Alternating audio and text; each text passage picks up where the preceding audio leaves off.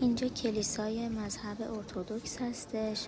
داخل کلیسای ارتدوکس صندلی چیده نمیشه و تنها یک صندلی دیده میشه که واسه رهبر یا اسقف هستش. و همچنین تفاوت دیگه‌ای که با کلیسای کاتولیک داره، اینجا موسیقی مذهبی مسیحی پلی نمیشه. میارن و سبب میشن که گرجستانی که الان میبینیم از مذهب ارتدوکس پیروی کنه و مسیحی بشه. قبلا هم خدمتتون عرض کردم دینشون به صورت زرتشتی و یا بت پرست. تشریف بیارید دوستان. شاید براتون سوال باشه این پایه ها چیه، چه کار میکنن؟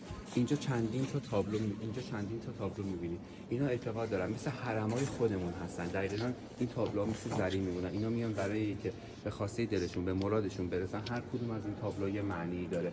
این برای رزق و روزیه. میان نیت میکنن، شمع روشن میکنن جلو هر کدوم از این تابلو و برای رزق و روزی دعا میکنن. اون تندیسی که پشت سر من میبینید خدمتتون عرض کنم تنها جایی که شما تندیس میبینید و صلیب به صلیب کشیده شدن عیسی رو شما میبینید، فقط یه گوشه از کلیسا قرار داره که برای رفتگانشون دعا میکنن و اینم برای فرزنده.